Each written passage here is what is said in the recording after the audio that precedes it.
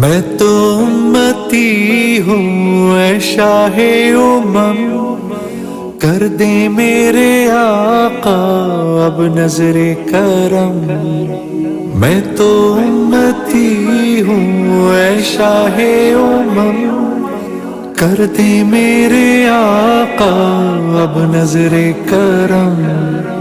میں تو بے سہارا ہوں، دامن بھی ہے۔ السلام علیکم ورحمۃ اللہ وبرکاتہ۔ الحمد للہ وکفا والسلام علی عباده الذین اصطفى، اما بعد فاعوذ باللہ من الشیطان الرجیم، بسم اللہ الرحمن الرحیم۔ قال اللہ تبارک وتعالی قل للمؤمنین یغضوا من ابصارهم ويحفظوا فروجهم ذلك أزكى لهم إن الله خبير بما يصنعون وقل للمؤمنات يغضضن من أبصارهن ويحفظن فروجهن صدق الله العظيم۔ وقال النبي صلى الله عليه وسلم الحياء شعبة من الإيمان أو كما قال عليه الصلاة والسلام۔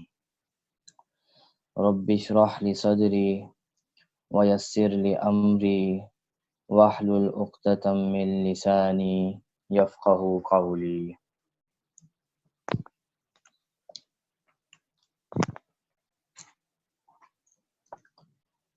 آج الحمدللہ ہماری 20 روزہ رمضان سیریز کی 15ویں کلاس ہے۔ 14 کلاس پیچھے گزر چکی ہیں۔ اپنا جائزہ لینے کی ضرورت ہے، مجھ سمیت ہم سب کو اپنا جائزہ لینے کی ضرورت ہے کہ یہ جو 14 دنوں کی ہماری کلاس ہو، اس میں ہم نے کیا کچھ سیکھا اور کیا کچھ ہمارے عمل میں آیا۔ اگر ہم نے بہت کچھ سیکھ لیا لیکن عمل میں نہیں آیا تو اس کا مطلب ہے آپ لاس میں ہیں۔ لیکن اگر سیکھا بہت کم لیکن عمل میں بہت زیادہ آ گیا تو اس کا مطلب ہے اس کلاس کا فائدہ ہوا۔ تو خصوصی توجہ کی ضرورت ہے کہ جو سیکھ رہی ہیں وہ عمل میں آ جائے۔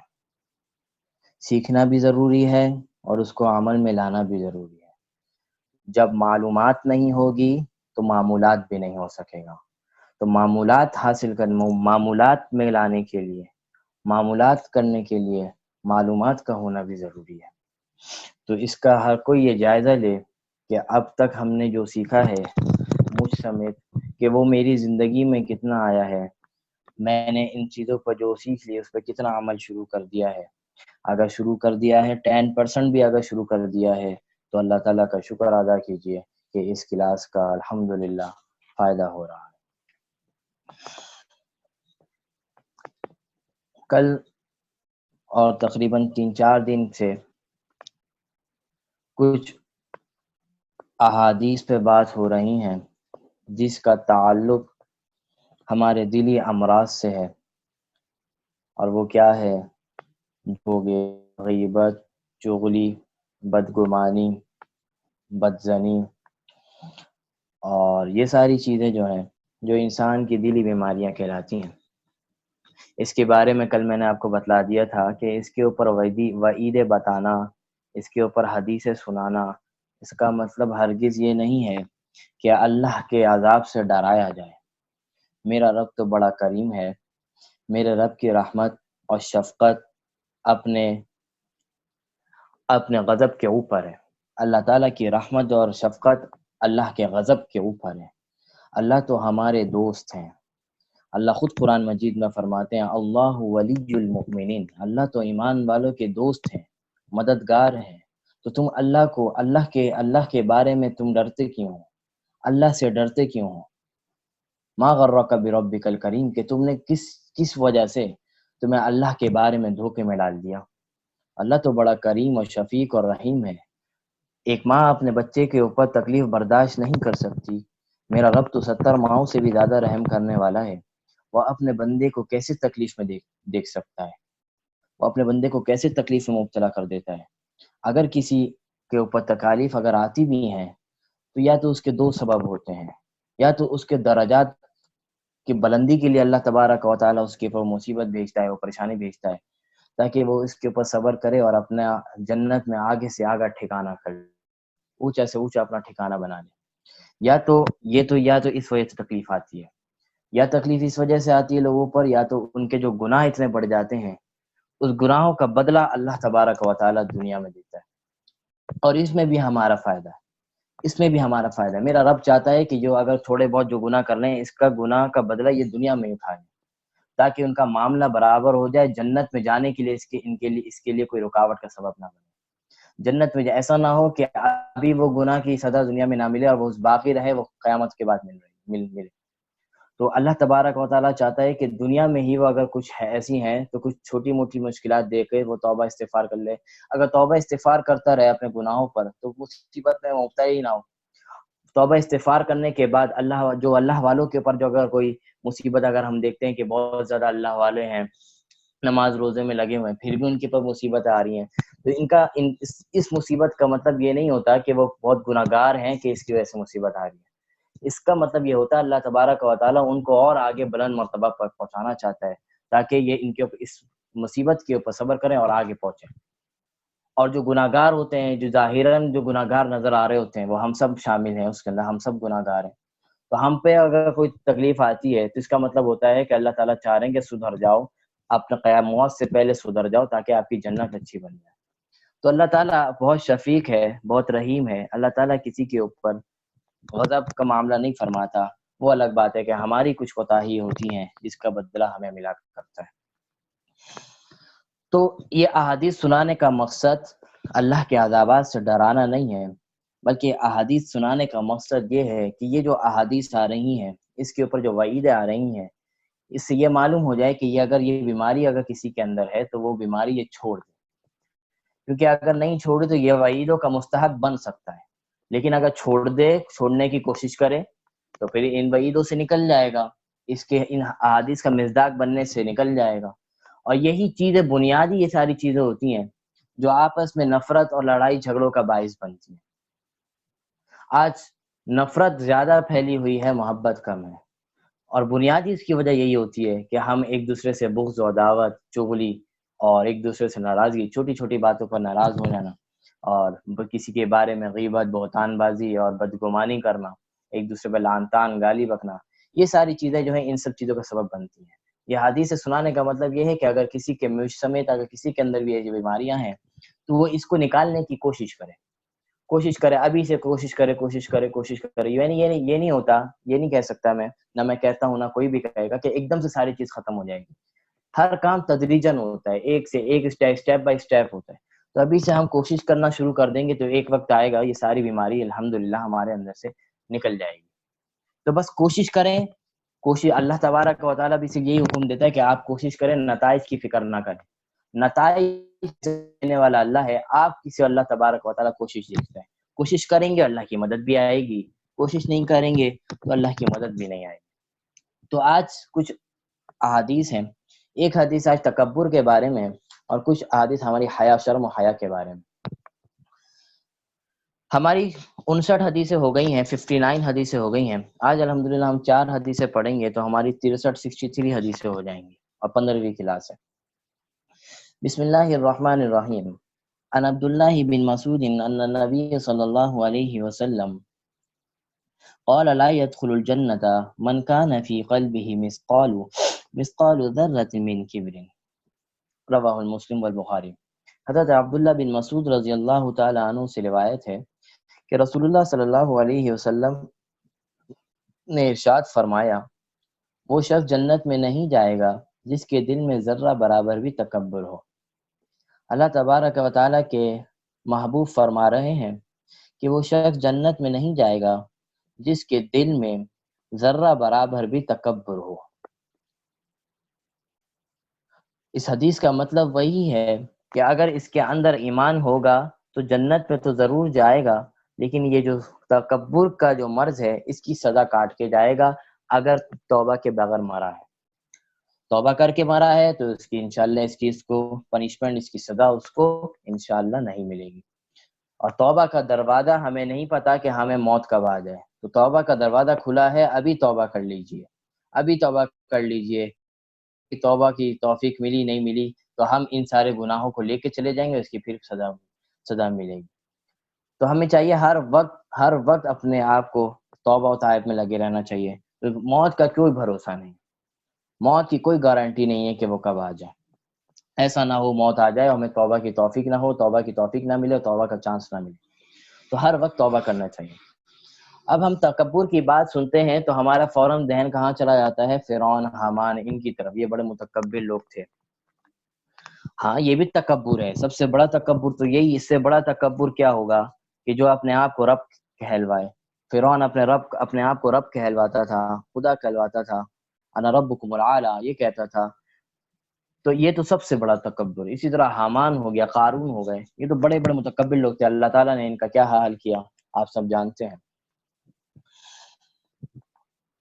تکبر وہ بھی ہوتا ہے جو آج کے ہمارے 2 نمبر جعلی عامل پیر جو کر رہے ہیں، اپنے آپ کی تعظیم کرواتے ہیں، اپنے آپ کو سجدہ کرواتے ہیں، یہ بھی بڑا تکبر ہے۔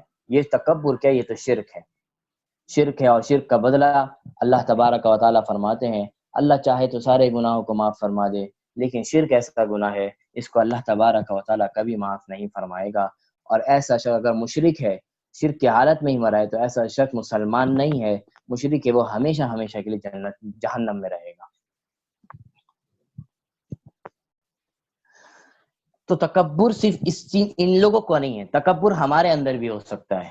اگر کسی کو اللہ تبارک و تعالیٰ نے مال و متاع زیادہ دیا ہے، وہ اپنے مال کے اوپر تکبر کر سکتا ہے۔ کسی کو اللہ تعالیٰ نے حسن دیا ہے، خوبصورتی دی ہے، وہ اپنے خوبصورتی پہ تکبر کرتا ہے۔ کسی کے پاس بہت زیادہ علم ہے تو علم کے اوپر تکبر، کوئی بہت زیادہ دیندار ہے تو اس کے اوپر تکبر، اور کوئی تو تعلقات کے اوپر بھی تکبر کرتا ہے۔ حتیٰ کہ اگر میرے تعلقات کسی بڑے سے ہیں، کسی وزیر اعظم یا چیف منسٹر یا کسی سے ہیں، تو اس کے اوپر تکبر کرتا ہے کہ میرے تو اتنے بڑے بڑے تعلقات ہیں۔ یہ سارے تکبر کی شاخیں ہیں۔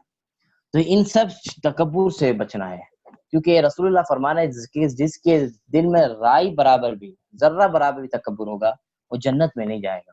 تو اپنے آپ کو ان چیزوں سے، ان تکبرات سے نکالنا چاہیے، اور اپنے آپ کو ہمیشہ عاجزی کے ساتھ ہمیشہ پیش کرنا چاہیے۔ اللہ تعالیٰ نے ہمیں جو بھی ہمیں دیا، جو وہ خوبصورتی ہو، پیسہ ہو، مال و متاع ہو، علم ہو، دینداری ہو، جو بھی ہمیں اللہ تبارک و تعالیٰ نے دیا ہے، اس کا کریڈٹ صرف ہمیں اللہ تبارک و تعالیٰ کو دینا چاہیے کہ میری تو کوئی کمال نہیں ہے، میری کوئی محنت نہیں ہے، جو دیا میرے رب نے دیا، میرے رب کی طاقت ہے، وہ جس کو چاہے جس کو دے، جس کو نہ چاہے نہ دے، یہ میرے رب کے فیصلے ہیں۔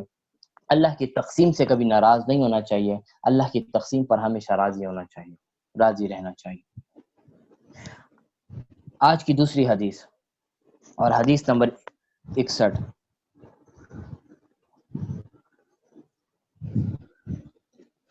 عن زید بن طلحة قال قال رسول الله صلى الله عليه وسلم إن لكل دين خلقا وخلق الإسلام الحياة۔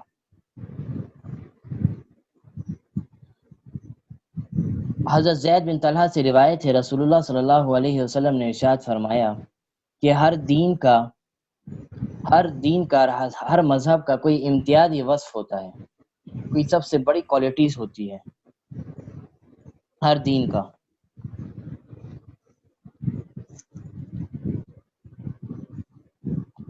میرے نبی نے فرمایا اسلام کی جو سب سے بڑی کوالٹی ہے، اسلام کی جو سب سے بڑی کوالٹی اور وصف ہے، صفت ہے، وہ حیا ہے۔ اسلام کی سب سے بڑی صفت حیا ہے۔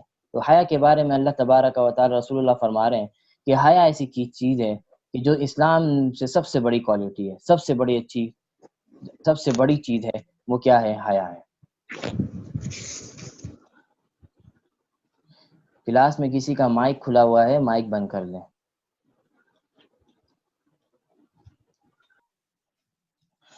تو اللہ تبارک و تعالی رسول اللہ فرما رہے ہیں اسلام کی سب سے دینی امتیازی چیز جو حیا ہے،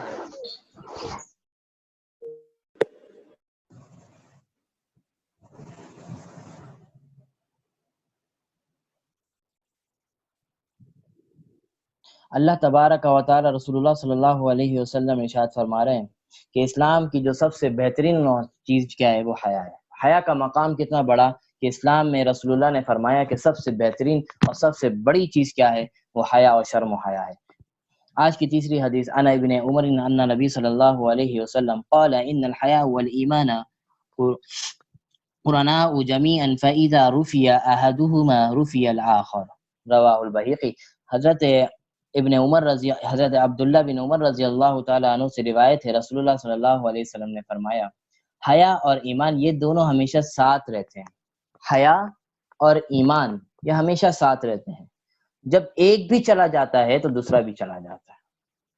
رسول اللہ فرما رہے ہیں کہ جب ایک بھی چلا جاتا ہے تو دوسرا بھی چلا جاتا ہے۔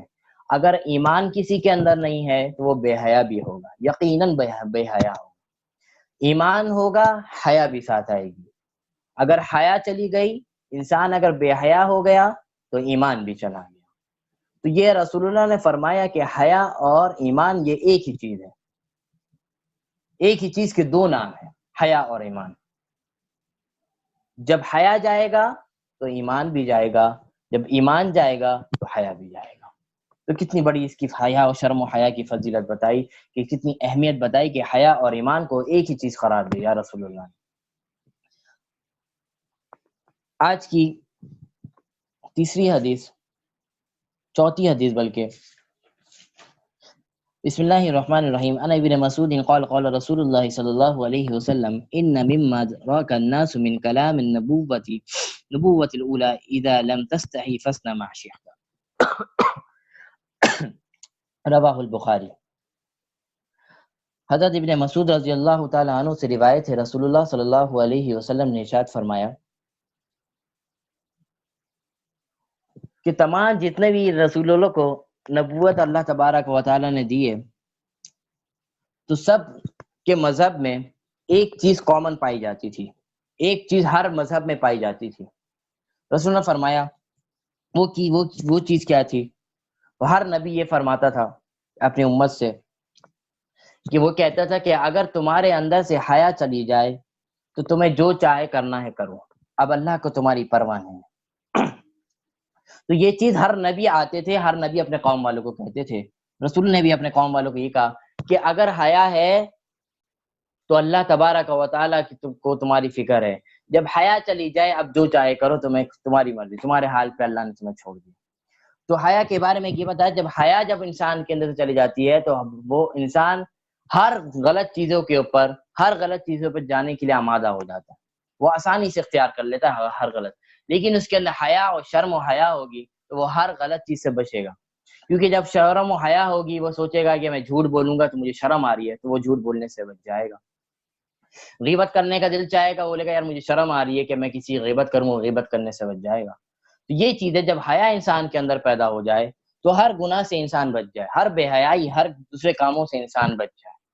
تو حیا اتنی بڑی چیز ہے، رسول اللہ فرما رہے ہیں کہ اگر حیا اگر انسان سے چلا جائے، حیا اگر انسان کے اندر سے نکل جائے، شرم و حیا اگر انسان کے اندر سے نکل جائے تو وہ انسان جو چاہے کرے کہ اب اس کی مرضی۔ جب حیا ہوگی تو ساری چیزوں سے بھی ملے گی، اور جب حیا ہی نہیں ہوگی تو ہر برا کام کرنا اس کے لیے آسان ہو جائے گا۔ تو آج کچھ احادیث مبارکہ تھی جو حیا کے بارے میں تھی۔ کل ہماری جو نماز چل رہی تھی وہ ہم نے ثنا اور سورۃ الفاتحہ تک ہمارا ہو گیا تھا، ترجمے کے ساتھ بتا دیا تھا۔ جب یہ ترجمے کے ساتھ پوری نماز مکمل ہو جائے گی تو اس کے بعد میں آپ کو نماز کے بارے میں یہ بتلاؤں گا کہ کن چیزوں سے نماز ٹوٹ جاتی ہے، کن چیزوں سے نماز نہیں ٹوٹتی، کیا کیا چیزیں نماز میں کرنا کی اجازت نہیں ہے، اور کن کن چیزوں سے سجدہ سہوی نماز میں لازم آتا ہے، یہ انشاءاللہ آخر میں بتائیں گے۔ اور کیا چیز فرائض ہیں، کیا چیز واجبات ہیں نماز میں، اور کیا چیز سنتیں ہیں، وہ ساری انشاءاللہ ڈیٹیل سے بتائی جائے گی۔ تو سورۃ الفاتحہ کا ترجمہ آپ کو بتلا دیا تھا کل۔ اب سورۃ الفاتحہ کے بعد آپ کوئی سی بھی سورت پڑھ سکتی ہیں۔ سورت کے اندر یہ ہے کہ خیال کیجئے کہ ترتیب کے ساتھ سورت پڑھی جائے، ترتیب کا سیکوینس کا خیال رکھا جائے۔ اگر ترتیب کے خلاف اگر قرآن مجید پڑھیں گی تو اس سے نماز کا ثواب کم ہو جائے گا۔ سجدہ سہو تو لازم نہیں آئے گا، لیکن نماز کا جو ثواب ہے وہ کم ہو جائے گا۔ اور ایک خیال یہ ہونا چاہیے کہ پہلی رکعت میں اگر ہے تو پہلی رکعت میں بڑی سورت تلاوت کی جائے یا کچھ زیادہ آیات تلاوت کی جائیں، اور دوسری رکعت میں اس سے چھوٹی آیت تلاوت کی جائے. یہ بھی سنت ہے، سنت سے ثابت ہے. تو آپ کوئی سی بھی سورت تلاوت کر سکتی ہیں، بس اس کا بس خیال ہو کہ وہ سورت پہلے سورت میں سیکوینس سے ہو، اور دوسرا یہ کہ پہلی رکعت میں بڑی سورت ہو اور دوسری رکعت میں اس سے چھوٹی سورت ہو. تو 10 صورتوں کا ہمارا ترجمہ اور شان نزول چل رہا ہے، تو وہاں اس کا ترجمہ اور آپ کو صورتوں کا ترجمہ آپ کو وہاں مل جائے گا. یہاں پہ ترجمہ کرنے کی ضرورت نہیں ہے. اور تقریباً 6-7 صورتیں ہماری ہو بھی چکی ہیں جو نارملی ہم نماز میں پڑھتے ہیں. اب ہم نے سورت پڑھ لیا. سورت سے پہلے اعوذ باللہ، سورہ فاتحہ پڑھنے سے پہلے تعوذ اور بسم اللہ پڑھنا یہ مستحب ہے اور سنت ہے. اگر کسی نے چھوڑ دی تو اس سے اس کو گناہ نہیں ملے گا اور نماز میں بھی کوئی فرق نہیں ہوگا، لیکن پڑھ لینا اچھی بات ہے، پڑھ لینا بہتر ہے، پڑھ لینا بہتر ہے. اسی طرح سورہ فاتحہ کے بعد بسم اللہ پڑھنا بھی پڑھ لینا بہتر ہے. اگر کوئی چھوڑ دیتا ہے تو اس کے اوپر گناہ نہیں ملتا، نماز کے اندر کوئی کمی نہیں آتی، لیکن پڑھ لینا یہ بہتر ہے، کیونکہ سورت سے پہلے بسم اللہ پڑھ لینی چاہیے. اب ہمیں رکوع میں جانا ہے. رکوع میں جانے کے بعد اللہ اکبر کہہ کے ہم رکوع میں چلے جائیں گے. رکوع کا طریقہ پورا آپ کو تفصیلاً بتا دیا ہے. اب رکوع کے اندر ہمیں کیا پڑھنا ہے؟ سبحان ربی العظیم پڑھنا ہے.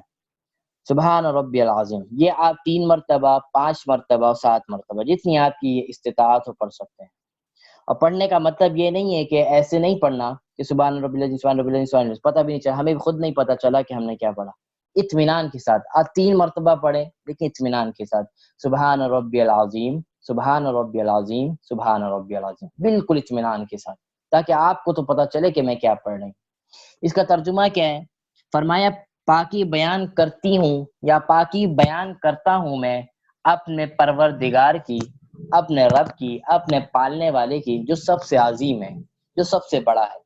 خلاصہ ترجمہ یہ ہوا کہ میں تعریف اور پاکی بیان کرتی ہوں یا کرتا ہوں اپنے رب کی، جو سب سے افضل، بڑا، عظیم ہے. یہ ہے اس کا ترجمہ. اب یہ 3 مرتبہ، 5 مرتبہ، 7 مرتبہ جس میں پڑھنا چاہیں پڑھیں. پڑھنے کے بعد اب آپ اٹھنے لگیں گی، رکوع سے اوپر اٹھنے لگیں گی، تو آپ کہیں گی سمیع اللہ لمن حمیدہ، سمیع اللہ لمن حمیدہ. اس کا کیا ترجمہ ہے؟ اس کا ترجمہ یہ ہے کہ اللہ نے سن لی جس نے اس کی تعریف کی. مطلب یہ ہے کہ ہم نے جو تعریف رکوع کے اندر تسبیح میں جو تعریف کی ہے، اب ہم اس کا اقرار کر رہے ہیں کہ یہ جو ہم نے تعریف کی تھی رکوع کے اندر، اللہ تبارک و تعالیٰ نے یہ تعریف ہم سے کیا کر لی ہے؟ سن لی ہے. اللہ نے یہ تعریف کیا کی ہے؟ سن لی ہے. یہ اللہ تعالیٰ خود سکھا رہے ہیں کہ یہ ایسے کہو، رسول اللہ خود فرما رہے کہ ایسے کہو. اب سمیع اللہ لمن حمیدہ کہہ کے آپ کھڑی ہو جائیں گی، تو اب آپ کو کھڑا ہو جانا ہے. اور کھڑے ہونے کا میں نے طریقہ بتا دیا تھا کہ اتنی دیر تک کھڑا ہونا ضروری ہے کہ جس سے آپ کے جسم کے جو اعضاء ہیں وہ ایک طریقے سے نارمل کنڈیشن میں آ جائیں، نہ کہ ہلکا سا اٹھیں اور دوبارہ سجدے میں چلے جائیں. یہ خلاف شریعت ہے، خلاف سنت ہے، اور بعض اوقات اس سے نماز بھی ٹوٹ جاتی ہے. اب کھڑی ہو جائیں گی. کھڑے ہونے کے بعد اطمینان کے ساتھ ربنا لک الحمد کہنا ہے. ربنا لک الحمد ایک مرتبہ کہنا ہے. وہ کہ اس کا ترجمہ کیا ہے؟ اے ہمارے رب، تیرے لیے ہے سبھی تعریف. اے میرے رب، سب تعریف ہے تو آپ کے لیے ہے، آپ کے علاوہ کسی کی تعریف نہیں. تو یہ ہمارا رکوع سے اٹھنے تک کا معاملہ ہو گیا. اب اللہ اکبر کہتے ہوئے ہمیں کہاں جانا ہے؟ سجدے میں. سجدے میں جانے کا طریقہ پورا تفصیلاً بتلا دیا ہے. اب سجدے میں جائیں گی اللہ اکبر کہتے ہوئے. اللہ اکبر کہتے ہوئے جب سجدے میں جائیں گی تو سجدے کے اندر آپ پڑھیں گی سبحان ربی الاعلی، سبحان ربی الاعلی، سبحان ربی الاعلی. اس کے اندر بھی ویسے ہی خیال ہونا چاہیے کہ بالکل اطمینان کے ساتھ، بہت کوئی جلدی نہیں، کوئی آپ کی ٹرین یا فلائٹ نہیں چھوٹ رہی، آرام سے تسلی کے ساتھ سبحان ربی الاعلی پڑھنا ہے. 3 مرتبہ پڑھیں لیکن اطمینان کے ساتھ پڑھیں. آپ 7 مرتبہ پڑھیں لیکن اطمینان کے ساتھ نہ پڑھیں تو کوئی فائدہ نہیں. 3 مرتبہ پڑھیں لیکن اطمینان کے ساتھ پڑھیں سبحان ربی الاعلی، سبحان ربی الاعلی، سبحان ربی الاعلی. اس کا ترجمہ کیا ہے؟ کہ میں پاکی بیان کرتی ہوں، میں تعریف اور حمد و ثنا کرتی ہوں اپنے رب کی جو سب سے اعلیٰ ہے، جو سب سے اعلیٰ ہے. اوپر عظیم تھا، ادھر اعلیٰ ہے. عظیم کا مطلب بہت بڑا ہے، بہت عظیم ہے، عظمت والا ہے. اور یہاں اعلیٰ کا مطلب ہے کہ بہت بلند و بالا ہے. اس سے اعلیٰ کوئی چیز نہیں. اللہ تبارک و تعالیٰ سے اعلیٰ کوئی چیز نہیں. یہ ہمارا ہو گیا سجدے کی پہلی تسبیح. سجدے سے پہلا سجدہ ہمارا ہو گیا. اب اللہ اکبر کہہ کے اٹھیں گی. اٹھنے کے بعد ابھی اس موقع پر بھی، جلسے کے موقع پہ بھی دعا بہت ساری آتی ہیں احادیث میں کہ اس وقت پڑھ لینی چاہیے. مستحب ہے یہ، کوئی نہیں پڑھتا تو کوئی مسئلہ نہیں ہے، کوئی مسئلہ نہیں ہے. اگر پڑھنا چاہے تو پڑھ سکتے، اس میں کوئی اپنے اللہم اغفر لی ورحمنی، یہ ساری دعائیں آتی ہیں جو مغفرت سے تعلق رکھتی ہیں، پڑھی جا سکتی ہے. اگر کوئی نہیں پڑھتا تو کوئی مسئلے کی بات نہیں ہے. اب اللہ اکبر کہیں اور بس چند سیکنڈ بیٹھیں، جس کی وجہ سے آپ کی باڈی ایک جیسا سلامت طریقے سے صحیح اپنی کنڈیشن پہ آ جائے. اب اللہ اکبر کہہ کے آپ دوسرا سجدہ کریں گی، اور اس کے اندر بھی سبحان ربی الاعلیٰ 3 مرتبہ پڑھیں گی، اور 3 مرتبہ اطمینان کے ساتھ پڑھنے کے بعد اللہ اکبر کہتے ہوئے آپ کھڑی ہو جائیں گی، تو آپ کی پہلی رکعت مکمل ہو جائے گی. تو الحمدللہ پہلی رکعت مکمل ہو گئی. دوسری رکعت بھی بالکل اسی طرح چلے گی. سورہ فاتحہ، اس کے بعد سورت قومہ، اس کے رکوع، رکوع کی تسبیحات، وہ ساری چیزیں اس میں آئیں گی.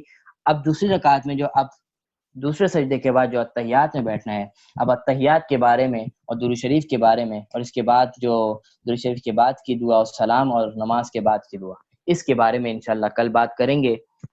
آج ہم نے پہلی رکعت اس کی مکمل ہو گئی، دوسری رکعت کے بارے میں بات کریں گے. تو انشاءاللہ اللہ سے توفیق ہے، اللہ تعالیٰ پڑھنے سے زیادہ، سیکھنے سے زیادہ ہمیں عمل کرنے والا بنا دے.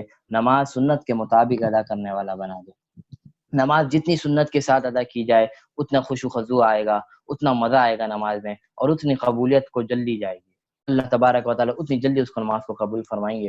اور ترجمے کے ساتھ پڑھنے آنے کا مقصد یہ ہے کہ ہمیں نماز کے اندر بہت خیالات آ جاتے ہیں، تو جب آپ کو ترجمہ معلوم ہوگا اور جب نماز آپ پڑھ رہی ہوں گی تو آپ کے ذہن میں جب ترجمہ چل رہا ہوگا تو وہ خیالات نہیں آئیں گے. کیونکہ دماغ جب ایک کام میں لگ جاتا ہے تو خیالات نہیں آتے. جب دماغ فارغ رہتا ہے تو خیالات آتے رہتے ہیں.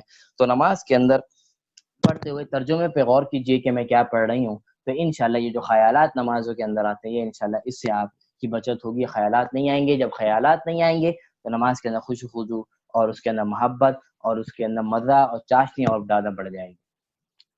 آج کا جو ہمارا تیسرا ٹاپک تھا وہ تھا پردہ. پردہ. اللہ تبارک و تعالیٰ نے پردے کا حکم قرآن مجید میں نازل فرمایا. قرآن مجید، جس کا حکم قرآن مجید میں نازل ہو جاتا ہے، جس کا حکم قرآن مجید میں آ جائے، وہ فرض عین ہو جاتا ہے. وہ فرض عین ہو جاتا ہے، ہر کسی کے اوپر فرض ہو جاتا ہے. تو اللہ تبارک و تعالیٰ نے سورہ نور کے اندر مرد و عورت دونوں کو مخاطب کرتے ہوئے فرمایا، بلکہ الگ الگ. دیکھیں آپ دوسرے معاملات دیکھیں، قرآن مجید نے جتنے بھی معاملات بتلائے ہیں کہ نماز پڑھو، زکوٰۃ دو، حج کرو، روزہ رکھو، یہ ساری چیزیں اللہ کے فرائض ہیں، لیکن کبھی بھی الگ الگ ڈسکس کر کے نہیں بتایا کہ عورتیں بھی نماز پڑھیں، مرد بھی نماز پڑھیں، یا عورتیں بھی حج کریں، مرد بھی حج کریں، عورتیں بھی روزہ رکھیں، مرد بھی روزہ رکھیں. ایسا نہیں، بلکہ ایک ہیڈنگ دے دی کہ روزہ رکھو بس. اب اس کے اندر عورتیں مرد دونوں آ گئیں. الگ سے ان کا نام مینشن نہیں کیا، الگ سے ان کو بتلایا نہیں یہ عورتیں بھی کریں مرد بھی کریں. یہ ہر فرائض کے بارے میں ایسا ہی ہے. لیکن جہاں معاملہ آیا پردے کا، جہاں معاملہ آیا حیا و شرم کا، اللہ تبارک و تعالیٰ نے دونوں کا نام لے کے فرمایا. مردوں کا اور عورتوں کا دونوں کا الگ الگ طریقے سے تذکرہ کیا اور پھر یہ حکم دیا. سب سے پہلے مردوں کو حکم دیا جا رہا ہے. سورہ نور آیت نمبر 30 ہے، آپ خود مطالعہ کر سکتی ہیں. اللہ تبارک و تعالیٰ فرماتے ہیں قُل لِّلْمُؤْمِنِينَ يَغُضُّوا مِنْ أَبْصَارِهِمْ وَيَحْفَظُوا فُرُوجَهُمْ ذَلِكَ أَزْكَىٰ لَهُمْ. اے اللہ کے نبی اپنے مومن بھائیوں سے کہہ دیجئے کہ جب راستے میں چلیں یا گھروں میں غیر محرم کے سامنے ہو تو اپنی نظروں کو نیچے کر لیا کریں. اپنی نظروں کو نیچے کر لیا کریں، نیچے رکھ کے چلا کریں. اس سے کیا اور کیا کیا کریں؟ وَيَحْفَظُوا فُرُوجَهُمْ، اپنے شرمگاہوں کی حفاظت کریں. اپنے شرمگاہوں کی حفاظت کریں، یہ آپ کے لیے بہتر ہے، یہ تمام مردوں کے لیے بہتر ہے. کیونکہ جب نظر خراب ہوگی، جب نظر غلط جگہوں پہ جائے گی تو ہماری شرمگاہیں بھی برباد ہو جائیں گی. اگر نظر صحیح رہے گی، نظر کا استعمال صحیح رہے گا تو ہماری شرمگاہوں کی بھی حفاظت رہے گی. تو سب سے پہلے اگر نظر صحیح ہے تو ساری چیزیں صحیح ہیں. نظر جیسی خراب ہوئی تو آپ کی ساری چیزیں بھی خراب ہونی شروع ہو جائیں گی. تو یہ الگ سے حکم دیا ایمان والوں کو جب چلا کریں تو اپنی نظروں کو نیچے رکھ کے چلا کریں، نہ کہ ایک دوسرے کو دیکھتے ہوئے، سب کو دیکھتے ہوئے چلیں. یہ آداب کے بھی خلاف ہے، معاشرے کے ادب کے بھی خلاف ہے، اسلام کے بھی خلاف ہے، اور شرم و حیا کے بھی خلاف ہے۔ اسی کے اگلی آیت میں مومنات کو بھی حکم دیا، الگ سے حکم دیا، وَقُلْ لِلْمُؤْمِنَاتِ، اور کہہ دیجئے اپنی مومن عورتوں سے، اپنی مومن عورتوں سے کہہ دیجئے یغضضن من ابصارہن ویحفظن فروجہن، کہ جب چلا کریں، جب کہیں نکلا کریں، جایا کریں، تو یہ مومن عورتیں بھی اپنی نظروں کو نیچے رکھا کریں، اپنی نظروں کو نیچے رکھا کریں اور اپنی شرمگاہوں کی حفاظت کیا کریں۔ شرمگاہوں کا تعلق نظر سے ہے، نظر خراب ہوئی شرمگاہیں برباد ہونا شروع ہو جائیں گی، اگر نظر صحیح ہے شرمگاہوں کی بھی حفاظت ہوگی۔ اور فرمایا کہ اپنی زینتوں کو، اپنے بناؤ سنگھار کو غیر محرم کے سامنے ظاہر نہ کریں۔ یہ قرآن مجید کا حکم مردوں کو الگ دیا جا رہا ہے، عورتوں کو الگ دیا جا رہا ہے۔ تو اس سے معلوم ہوا کہ پردے کی اور یہ نظر کے صحیح استعمال کی کتنی بڑی اہمیت ہے قرآن مجید میں اور اسلام میں، کہ الگ الگ تذکرہ کر کے دونوں کو سمجھایا جا رہا ہے، مردوں کو الگ سمجھایا جا رہا ہے، عورتوں کو الگ سمجھایا جا رہا ہے۔ اب پردہ کرنا ہے، عورتوں کو بھی پردہ کرنا ہے، مردوں کو بھی پردہ کرنا ہے۔ مردوں کا پردہ کیا ہے کہ وہ غیر محرم کو نہ دیکھیں بلا ضرورت، اور بہت زیادہ ہی کوئی ضرورت پیش آ رہی ہے تو شریعت نے اجازت دی ہے، لیکن بلا ضرورت کسی غیر محرم کو نہ دیکھیں۔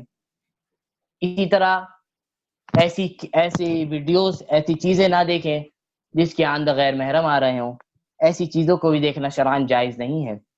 یا ایسی چیزیں، ایسی موویز دیکھنا، موویز تو ویسے بھی، اس کے علاوہ بھی جو ہم بہت سی ویڈیوز وغیرہ دیکھ رہے ہوتے ہیں تو اس کے اندر بھی غیر محرم کی تصویریں آ رہی ہیں، یا کوئی پکچرز وغیرہ میں غیر محرم ہے، ان سب کو دیکھنے کی اجازت قطعاً نہیں ہے۔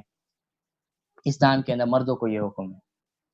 عورتوں کا حکم یہ ہے کہ اپنے آپ کو چھپائیں، جب چھپائیں گی تو غیر محرم کی نظر خود نہیں پڑے گی، اگر اپنے آپ کو ظاہر کریں گی تو غیر محرم کی نظر آپ کے اوپر خود پڑیں گی۔ تو عورتوں کو حکم دیا گیا ہے پردے کا، کہ عورتیں ہمیشہ کہاں رہیں؟ پردے میں رہیں۔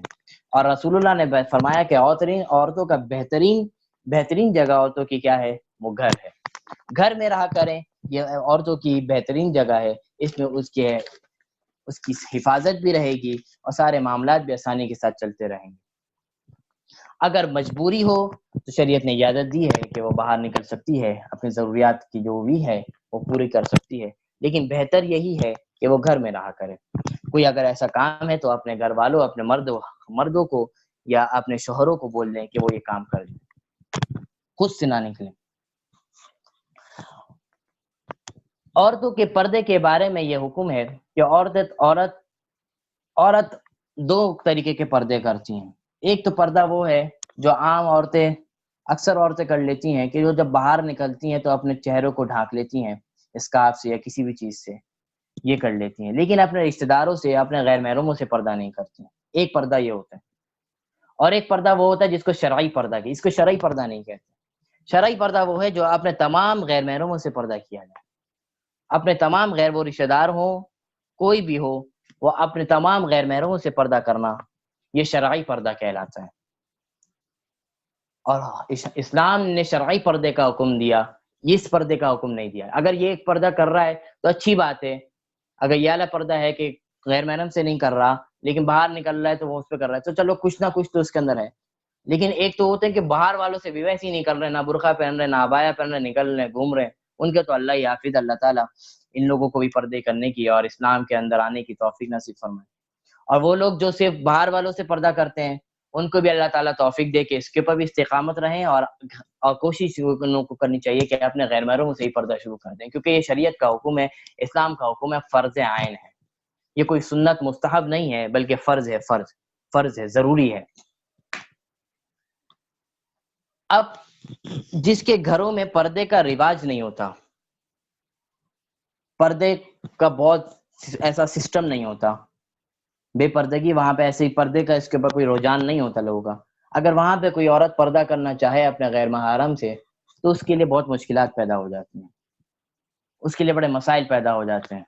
تو شریعت نے ایسی خواتین کو گنجائش دے رکھی ہے، ایسی خواتین کو گنجائش دے رکھی ہے۔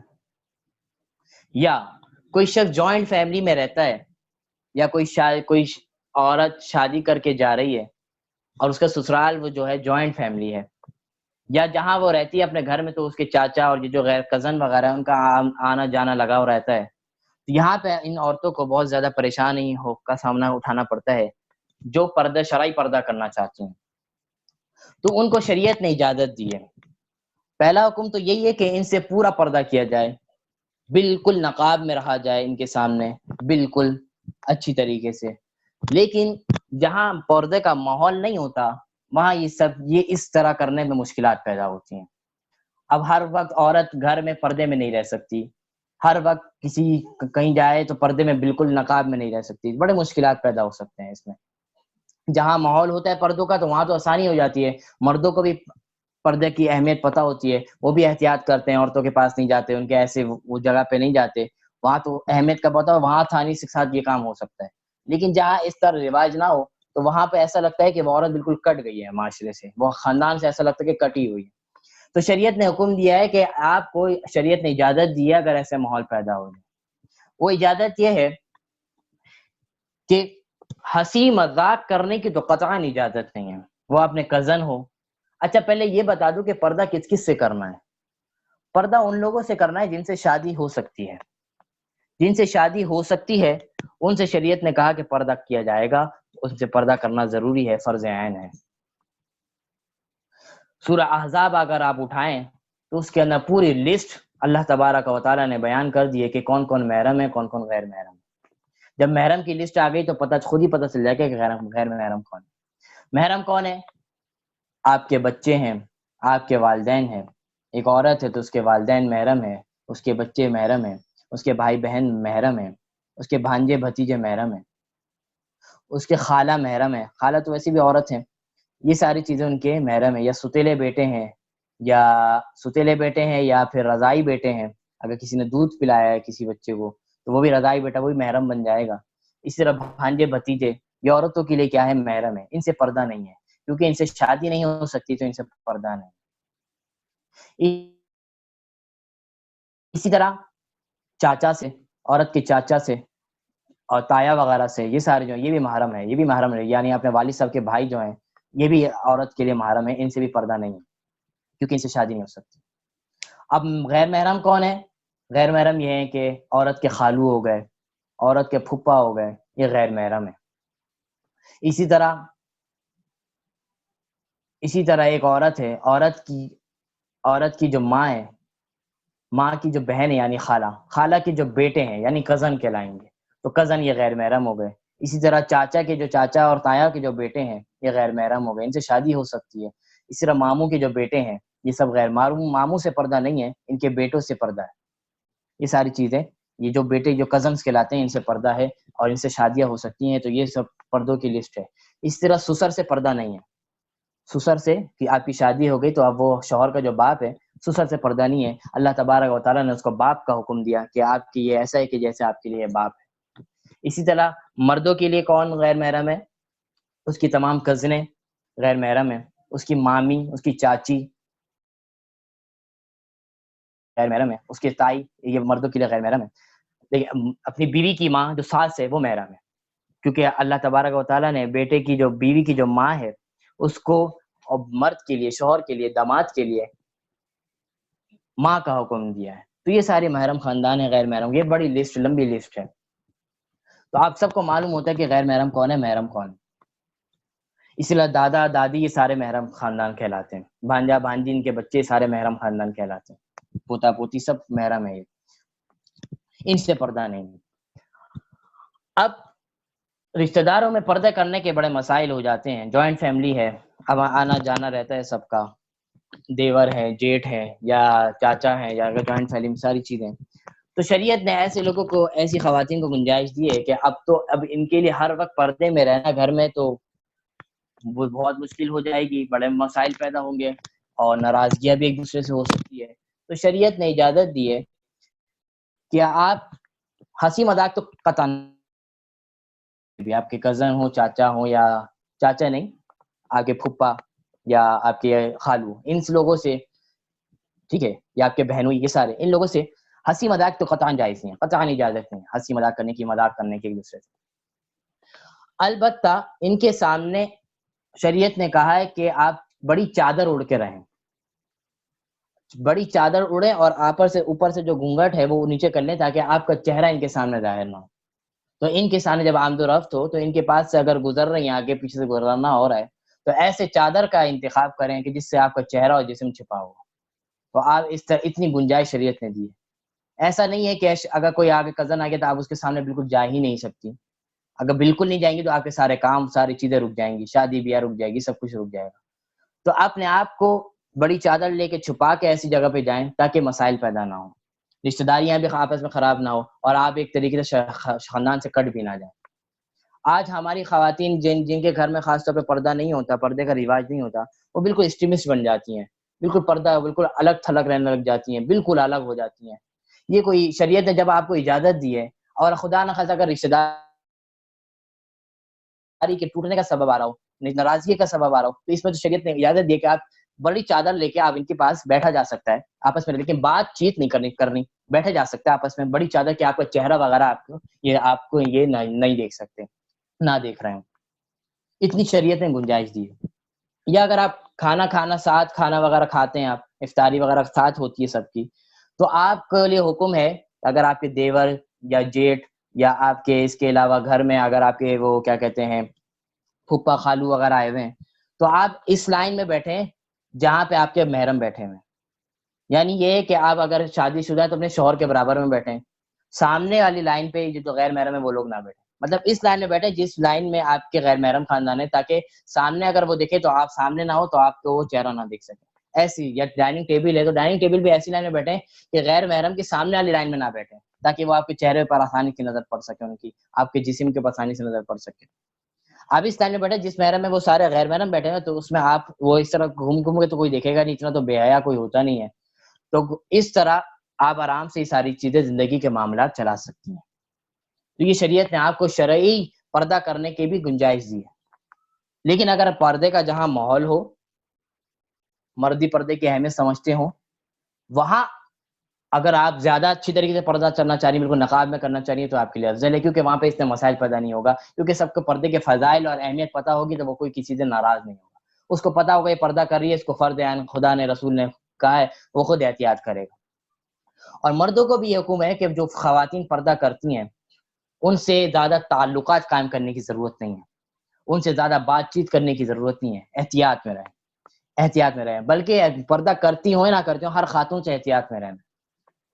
اور عورتوں کا جو شرعی پیدا کرتی ہیں، اگر وہ دیور یا جیٹھ سے اگر کوئی بہت زیادہ یا اپنے خالو پھپھا سے اگر کوئی اہم باتیں ہیں تو اہم بات کرنے کی بھی اجازت ہے، کر سکتی ہیں، پردے میں رہ کر چادر میں رہ کے کر سکتی ہیں. لیکن اس کے اندر یہ ہے کہ آواز کو بہت زیادہ شائستگی سے نہ ہو کہ جس سے آپ کا آواز کا حسن ظاہر ہو رہا ہو، بلکہ آپ اس طرح بات کریں کہ موٹی آواز کر کے، تاکہ کوئی ایسے معاملات خراب نہ ہو. تو یہ پردے کے احکام تھے، یہ پردے کرنا ہے. اور جب باہر نکلے تو باہر نہیں. اور کچھ لوگوں نے یہ اشکال اٹھایا کہ عورتوں کے چہرے کا پردہ نہیں ہوتا، عورت کو چہرے کا پردہ نہیں ہوتا.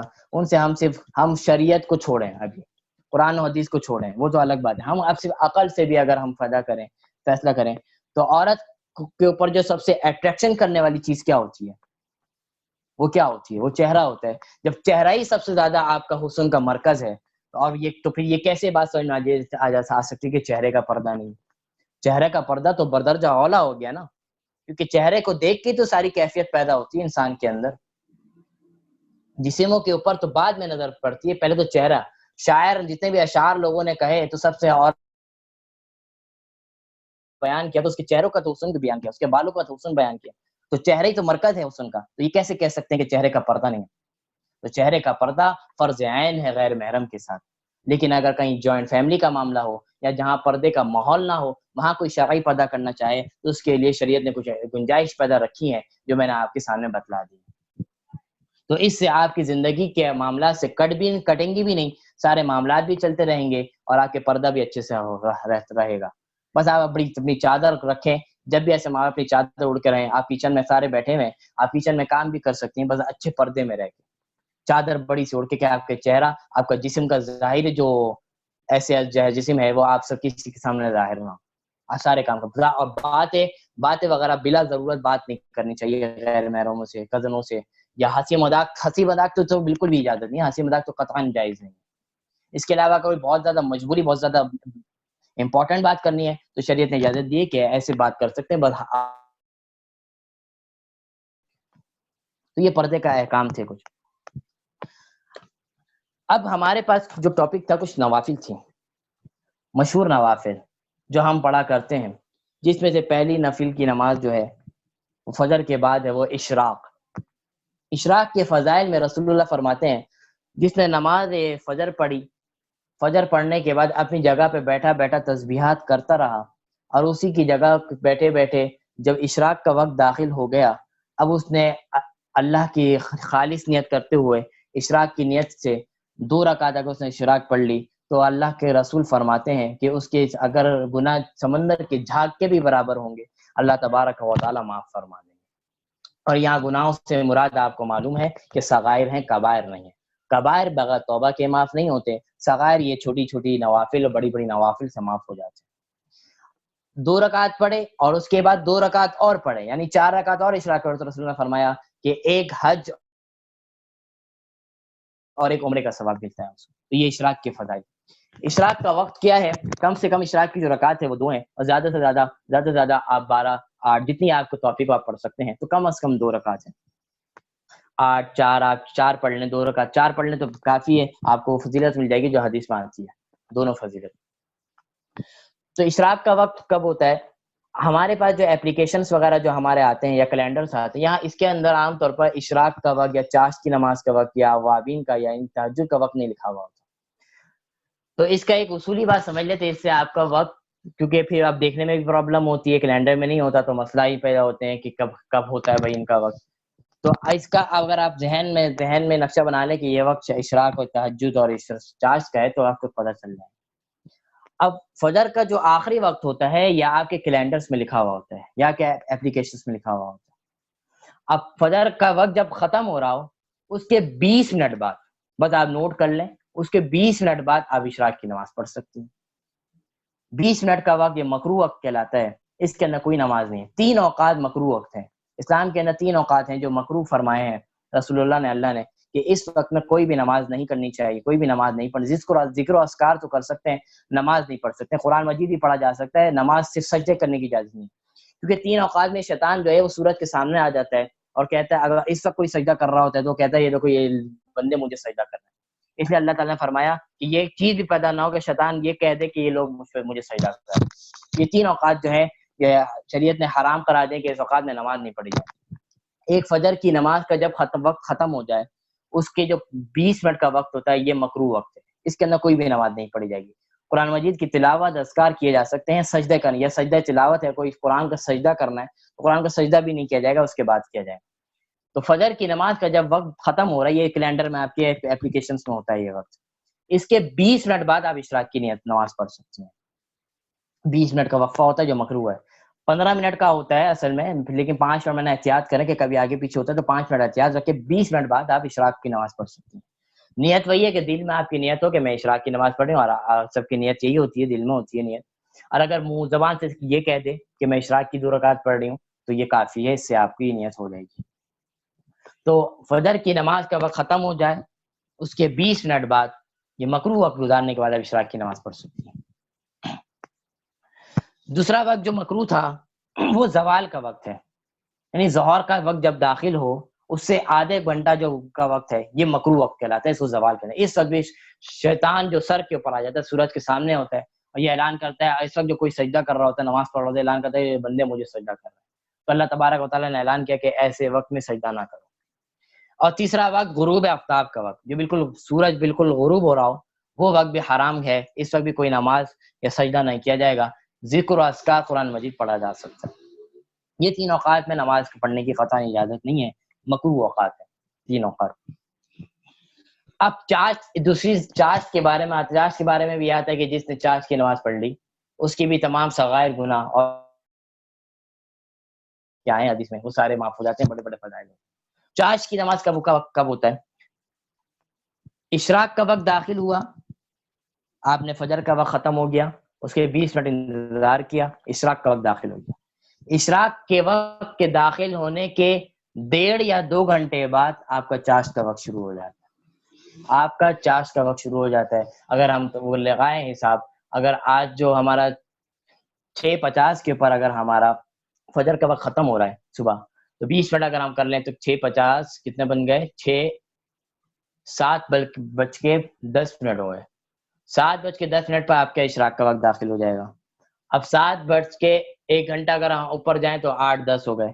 8:10 آدھا گھنٹہ اور اگر ایکسٹرا کر لیں تو 8:30 یا 8:35 8:40. تو 8:40 کے بعد آپ کا اشراق کا وہ چاشت کا وقت شروع ہو جائے گا. اس وقت آپ چاشت کی نماز پڑھ سکتی ہیں. اشراق چاشت کی بہتر یہ ہے کہ 4 رکعت پڑھی جائے. 2 رکعت بھی پڑھ لیں تو پڑھے جا سکتی ہے, لیکن بہتر یہ ہے کہ 4 رکعت, کم سے کم 4 رکعت پڑھی جائے, اور اس سے زیادہ جتنی 8 رکعت 12 رکعت جتنی پڑھ سکتے ہیں جتنی توفیق ہو. یہ ہو گئی چاشت کی نماز. اور چاشت کی نماز کا وقت زوال سے پہلے پہلے رہتا ہے. زوال کا وقت میں نے بتا دیا کہ ظہر کا وقت جب داخل ہوتا ہے, یہ ٹائم آپ کو اپلیکیشن اور کیلنڈر میں مل جائے گا. ظہر کا وقت جب داخل ہوتا ہے اس سے آدھے گھنٹے کا جو پہلے کا وقت ہے, اگر 12:30 بجے ظہر کا وقت داخل ہو رہا ہے تو 12 سے اور 12:30 کا جو آدھا گھنٹہ یہ زوال کا وقت ہے. تو اس اوقات میں تو نماز نہیں پڑھیں گی. 12 سے پہلے پہلے چاشت کا وقت ہے, آپ کسی وقت بھی چاشت کی نماز پڑھ سکتی ہیں. تو رمضان میں نوافل کا بھی اہتمام کر لینا چاہیے. عام دنوں میں تو ہمیں توفیق نہیں مل رہی ہوتی, رمضان میں ماحول ہوتا ہے عبادات کا, تو کیوں نہ ان نوافل سے بھی فائدہ اٹھا لیں تاکہ ہمارا اکاؤنٹ جو ہے کرنسی اور نیکیوں کی کرنسی سے بھرتا رہے. اب تیسری نماز تہجد. تہجد سے پہلے اوابین ہے. اوابین کے بارے میں رسول اللہ نے فرمایا, اوابین کا وقت کیا ہے؟ مغرب کی نماز جب آپ نے پڑھ لی, مغرب کی نماز پڑھنے کے بعد, مکمل نماز پڑھنے کے بعد 6 رکعت پڑھ لینا. اوابین کی کم سے کم رکعت 6 ہیں, اور زیادہ سے زیادہ بھی 6 ہیں. 6 سے نہ زیادہ ہے نہ 6 سے کم. 6 رکعت ہے اوابین کی سنت سے مطابق, نہ 6 سے کم پڑھیں گے نہ 6 سے زیادہ پڑھیں گے. اگر کوئی کم بھی پڑھا ہے اوابین کی نیت سے 2-4 بھی پڑھ لے تو انشاءاللہ ثواب مل جائے گا, لیکن بہتر یہ ہے کہ 6 رکعت پڑھیں, کیونکہ اصل رکعت اوابین کی وہ 6 ہیں. اوابین کے بارے میں آتا ہے کہ جس نے 6 رکعت اوابین کی پڑھ لی, اللہ تبارک و تعالیٰ فرماتے ہیں, رسول اللہ نے فرمایا کہ اس کے 12 سال کی اس کو نیکیوں کا ثواب ملے گا. 12 سال کا نیکیوں کا ثواب ملے گا. کتنی بڑی فضیلت والا کام ہے. مغرب کی نماز پڑھی, مغرب کی نماز پڑھنے کے بعد 3 رکعت فرض, 2 رکعت سنت, اور اگر 2 رکعت نفل بھی پڑھ رہی ہیں تو اس کے بعد ایکسٹرا 6 رکعت پڑھ لیں. اور اگر 2 رکعت مغرب کی نفل نہیں پڑھی تو سنت کے بعد 6 رکعت اوابین کی نفل پڑھ لیں. تو اس کے بارے میں فضائل بتلا دی, اور اس کی کم سے کم رکعت میں نے آپ کو بتا دی, اور زیادہ سے زیادہ بتا دی. اس کا ٹائم تو آسان ہے کہ مغرب کے فوراً بعد, نماز کے فوراً بعد. اب یہ پڑھ لینی چاہیے, توفیق ہو جائے تو پڑھ لینی چاہیے, روزانہ نہیں تو 1 دن چھوڑ کے, 2 دن چھوڑ کے, ہر جمعے کو اس طرح پڑھ لینی چاہیے. اس کے فضائل لینے چاہیے, وقت نکال لینا چاہیے, بڑے فضائل والے کام ہیں. عام دنوں میں توفیق نہیں ملتی, کم از کم رمضان میں ان اعمال کا بھی اپنے اندر کر لینا چاہیے. آخری نماز تہجد. تہجد کے بارے میں تو الحمدللہ سبھی جانتے ہوں گے. سب سے لاڈلی, اللہ کے تبارک و تعالیٰ کے نزدیک سب سے لاڈلی عبادت جو ہے وہ تہجد ہے. جتنے بھی بڑے بڑے اولیاء کرام اپنے ولایت پہ پہنچے ہیں, بڑے بڑے مقام پہ پہنچے ہیں, اس تہجد کی وجہ سے پہنچے. یہ تہجد بہت جلدی اللہ سے قریب کرنے والی نماز ہے. مشقت بھی ہے اس میں, اس لیے قریب بھی زیادہ کرتی ہے. تہجد کے اندر بہتر یہ ہے کہ عشاء کی نماز پڑھنے کے بعد کھانا پینا فارغ ہو کر سو جایا جائے. سونے کے بعد فجر سے آدھا گھنٹہ 1 گھنٹہ پہلے اٹھ کے چند رکعت تہجد کے کم سے کم 2 4 8 جتنے بھی پڑھ سکتے ہیں وہ پڑھ لی جائے. یہ تو تہجد کا بہترین وقت ہے, اور اس کے وقت پہ دعا مانگی جائے. اللہ تبارک و تعالیٰ فرماتے ہیں جو شخص رات کے آخری پہر میں مجھ سے دعا مانگتا ہے, اللہ تبارک و تعالیٰ آسمانی دنیا پہ تشریف لاتے ہیں, کہتے ہیں کہ کون ہے مجھ سے مغفرت مانگنے والا. اور کوئی جو تہجد پڑھ رہا ہوتا ہے, اللہ تبارک و تعالیٰ ان کے اوپر اپنی عطائیں کھول دیتے ہیں, اپنی مغفرت کے دروازے کھول دیتے ہیں. تو بڑے, اور رسول اللہ صلی اللہ علیہ وسلم کے اوپر یہ تہجد کی نماز فرض تھی. ہاں, لیکن امتوں کے اوپر یہ نماز فرض نہیں ہے بلکہ سنت ہے, نفل ہے, بلکہ نفل ہے. اور نفل میں سب سے زیادہ افضل ترین نفل جو ہے وہ تہجد کی نماز ہے. اس کے بعد باقی نوافل کا نمبر آتا ہے. تہجد کے لیے بہتر یہ ہے کہ سو جایا جائے. سونے کے بعد ایک نیند پوری کرنے کے بعد فجر سے پہلے اٹھا جائے, 1 گھنٹہ 2 گھنٹہ پہلے, آدھا گھنٹہ پہلے چند رکعت تہجد کی پڑھ لی جائے, دعا مانگ لی جائے. یہ تہجد کی رکعت ہے اور یہ وقت ہے تہجد کا. لیکن رمضان میں عام طور پر ہمارا یہ روٹین ہو جو بن جاتی ہے کہ سونا رات میں عام طور پر نہیں ہوتا, یا کوئی بہت سے لوگ جاگنے کی عادت ہوئی رات میں. تو اگر کوئی جاگ بھی رہا ہے تو اگر وہ فجر سے پہلے اگر چند رکعت تہجد کے پڑھتا ہے تو یہ بھی تہجد صحیح ہے. سونا ضروری نہیں ہے, سونا تہجد کے لیے سونا ضروری نہیں ہے, لیکن اچھا یہ ہے کہ سو کر اٹھا جائے. لیکن اگر سوتے کوئی جاگ رہا ہے اور جاگتے ہوئے پڑھ رہا ہے تو انشاءاللہ اس کو تہجد کا پورا ثواب ملے گا. کوئی ایسے مسئلے کی بات نہیں. تو یہ چند نوافل تھے جو آپ کے سامنے رکھے ہیں. ایک نماز اور ہے وہ صلاۃ التسبیح ہے. صلاۃ التسبیح میں تھوڑی سی ڈیٹیل ہے, تفصیل ہے, اس کا طریقہ ہے, وہ انشاءاللہ کل بتاؤں گا. صلاۃ التسبیح کا طریقہ اس کے فضائل بتاؤں گا. میں نے ورک شاپ میں بھی بتایا تھا, دوبارہ آج کل انشاءاللہ صلاۃ التسبیح کے اوپر بات کر لی جائے گی. آج کا جو ہمارا جو پانچویں چیز تھی وہ دعاؤں سے متعلق تھی. کل ہم نے کی خاص دعا جو میں نے بتایا تھا کہ بڑی مجرب دعا ہے, ہر کوئی یہ یاد کر لے. یاد نہیں ہے تو دیکھ کے پڑھ گئے, صبح شام 3 مرتبہ اپنے بچوں کو یاد کروائیں, اپنے بچوں کو پکا کریں. اللہ تبارک و تعالیٰ اس دعا کی برکت سے ہر مصائب سے, ہر مشکلات سے وہ پریشان سے انسان کو سے نکالے گا. بڑی مجرب دعا ہے. صحابہ کرام وہ دعا پڑھ لیتے تھے اور بڑے بڑے کام کر جاتے تھے. تو بڑی مجرب دعا ہے, حدیث میں اس کے بڑے فضائل ہیں اس دعا. آج ہمارے پاس جو دعا ہے وہ دعا سحری کے وقت کی ہے اور افطاری کے وقت کی دعا ہے. سحری کے وقت کی دعا ہم عام طور پر ایک دعا پڑھی جاتی ہے, وہ دعا یہ ہے کہ وَبِصَوْمِ غَدٍ نَوَيْتُ مِنْ شَهْرِ رمضان. اس کے اندر یہ بات سمجھ لینی چاہیے, یہ دعا کسی حدیث سے ثابت نہیں ہے. البتہ ہمارے بزرگ حضرات نے, بہت سے بڑے ان کے بعد صحابہ کرام سے یا دوسرے تابعین سے دعا منقول ہے, رسول اللہ سے دعا منقول نہیں ہے. کہ رسول اللہ فرمایا کہ نیت دل کے ارادے کا نام. وہ دل کا ارادہ آپ کے دل میں ہے کہ میں روزہ رکھ رہی ہوں, آپ نے سحری کیا تو اس کا مطلب یہ کہ آپ نے روزہ رکھنے کے لیے سحری کیا ہے. اب اس وقت کون اٹھ کے ناشتہ کرتا ہے, کون اٹھ کے سحری کرتا ہے عام دنوں میں؟ جب آپ سحری کریں اس کا مطلب آپ کا ارادہ کیا ہے, روزہ رکھنا. تو یہی دل کا ارادہ آپ کا روزہ. لیکن اگر کوئی یہ شخص دعا پڑھ لے وَبِصَوْمِ غَدٍ نَوَيْتُ مِنْ شَهْرِ رمضان, تو کوئی مسئلے کی بات نہیں ہے, کوئی مسئلے کی بات نہیں, پڑھا جا سکتا ہے. ہاں لیکن یہ اس کی یہ ذہن میں ہونا چاہیے کہ یہ حدیث سے ثابت نہیں ہے, بلکہ صحابہ کرام اور دوسرے لوگوں سے, دوسرے اولیاء کرام سے دعا منقول ہوتی ہے. احادیث سے اس کا ثبوت نہیں ملتا.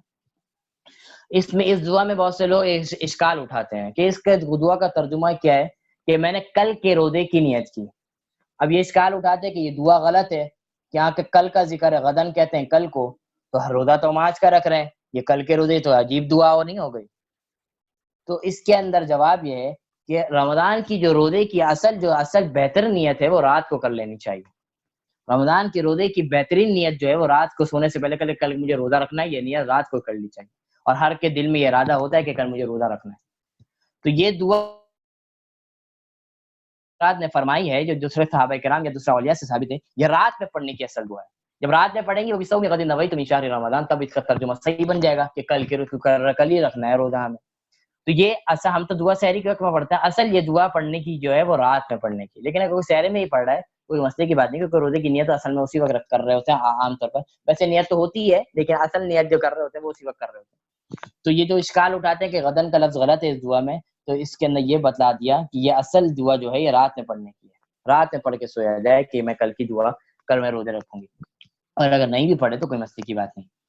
اب دعا ہے ایک افطاری کی دعا. افطاری کی دعا بھی ایک مشہور ہے جو ہم پڑھتے ہیں, اللہم انی لک صمت وبک آمنت وعلیک توکلت وعلی رزقک افطرت. یہ مکمل دعا بھی ہے, یہ مکمل دعا لیکن حدیث سے ثابت نہیں ہے. اس کے چند الفاظ جو ہیں وہ حدیث سے ملتے ہیں, لیکن اگر کوئی شخص یہ پوری دعا بھی پڑھ رہا ہے تو کوئی مسئلے کی بات نہیں ہے. دعا کے الفاظ پڑھنے کا اس کے اوپر نیکی اور ثواب ملے گا.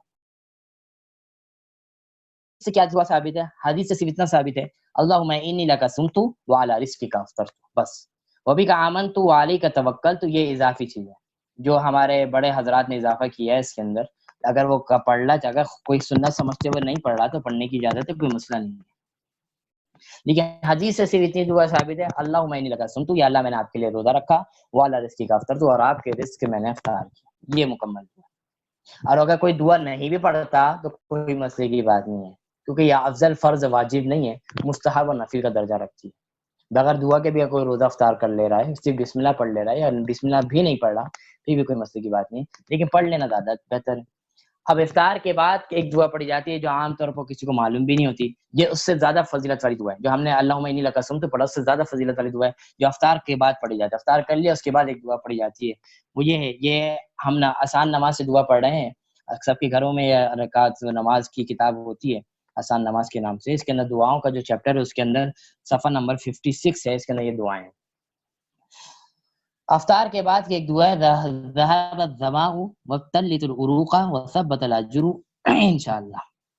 یہ دعا جو ہے یہ دعا بڑی کرامت ہے, یہ بڑی اس کے معنی میں بھی بڑی زبردست چیزیں ہیں. فرمایا ذهب الظماء وابتلت العروق وثبت الاجر انشاءاللہ. ترجمہ کیا ہے کہ پیاس چلی گئی، اے اللہ آپ نے مجھے کھلایا پلایا، میری جو روزے کی جو پیاس تھی وہ چلی گئی، اور میری جو رگیں تھیں وہ تر ہو گئیں، اور انشاءاللہ اللہ تبارک و تعالیٰ سے امید ہے کہ آپ اس کے اوپر مجھے ثواب عطا فرمائیں گے. یہ حدیث، یہ پوری دعا حدیث سے ثابت ہے، لیکن ہمیں اس کے اوپر توجہ نہیں ہوتی، یہ دعا نہیں پڑھ رہے. یہ دعا پڑھ لی جائے تو بہت زیادہ فضیلت مل جائے گی. یاد کر لی جائے، چھوٹی سی دعا ہے، یاد کرنا آسان ہے، اور اگر نہیں بھی پڑھتا تو کوئی ایسے مسئلے کی بات نہیں ہے. نفل اور فرض کے درجہ نہیں ہے، فرض کا درجہ نہیں ہے، نفل اور مستحب کا درجہ رکھتا ہے. تو آج ہم نے احادیث کے اوپر کچھ باتیں کی، کچھ پردے سے متعلق جو اہم احکام تھے وہ بتلا دیے، نماز سے متعلق جو پڑھنے والی چیزیں، 1 رکعت ہماری مکمل ہو گئی، اور کچھ نوافل کے بارے میں بتا دیا. تہجد کے بعد وہ صلاۃ التسبیح کے بارے میں انشاءاللہ میں کل بتاؤں گا، اور جو خاص دعا جو تھی افطار اور سحری کی، یہ میں نے آپ کو بتلا دی. دعا ہے اللہ تبارک و تعالی عمل کرنے سے، سیکھنے سے زیادہ عمل کرنے والا بنا دے. واخر دعوانا ان الحمدللہ رب العالمین. الحمدللہ رب العالمین والعاقبۃ للمتقین. اللهم صل علی محمد وعلى ال محمد كما صليت على ابراہیم وعلى ال ابراہیم انك حمید مجید. اللهم بارک علی محمد وعلى ال محمد كما باركت على ابراہیم وعلى ال ابراہیم انك حمید مجید. ربنا ظلمنا انفسنا وان لم تغفر لنا وترحمنا لنكونن من الخاسرین. ربنا ظلمنا انفسنا وان لم تغفر لنا وترحمنا لنكونن من الخاسرین. یا اللہ ہم سب کے ظاہری باطنی سارے گناہوں کو معاف فرما. یا اللہ ہمارے روزوں اور اعمالوں کو قبول فرما. یا اللہ مغفرت نصیب فرما، رحمت نصیب فرما. یا اللہ ہم سب کو اپنا نیک بندہ بنا. یا اللہ ہم سب کو اپنا نیک بندی بنا. یا اللہ ہم سب کے تمام برائیوں کو ختم فرما، دلوں کی بیماریوں کو یا اللہ ختم فرما. ہمارے دلوں میں اچھائی نصیب فرما، ایک دوسرے کے لیے محبت نصیب فرما. یا اللہ ہم سب کو ایک دوسرے کی قدر نصیب فرما. ہمیں اپنے والدین کا، اپنے اساتذہ کا فرما بردار بنا. یا اللہ اپنے بھائیوں کو اوپر، اپنے بھائی بہنوں کے اوپر شفقت اور رحمت کرنے والا بنا. اپنے بڑوں کی قدر اور احترام کرنے والا بنا. اپنے چھوٹوں پر شفقت کرنے والا بنا. ہم میں سے جو بیمار ہیں سب کو شفا کاملہ نصیب فرما. اور ہمارے خاندان میں سے ہوں، ہمارے جاننے والوں میں سے ہوں، یا اللہ جو اسپتالوں میں ہوں، جو جہاں کہیں بیمار ہیں، یا اللہ سب کو شفا کاملہ نصیب فرما. جو اس دنیا سے رخصت ہو گئے، یا اللہ سب کی کامل مغفرت فرما. وہ میرے خاندان میں سے جو بھی ہو، میرے متعلقین میں سے جو بھی ہوں، یا ان خواتین کے متعلقین کے خاندانوں میں سے جو بھی ہوں، یا اللہ سب کے مرحوم کی اللہ مغفرت فرما، سب کے مرحوموں کی مغفرت فرما.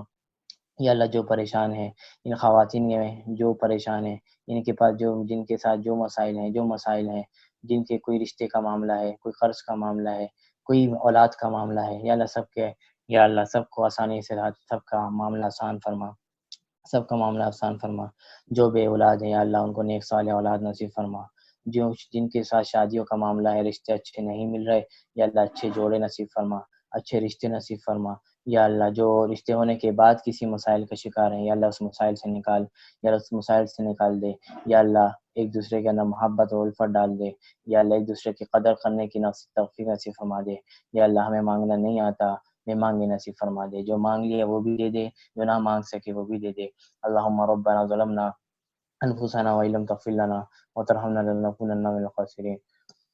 سبحان ربک رب العزت عما یصفون وسلام علی المرسلین والحمدللہ رب العالمین.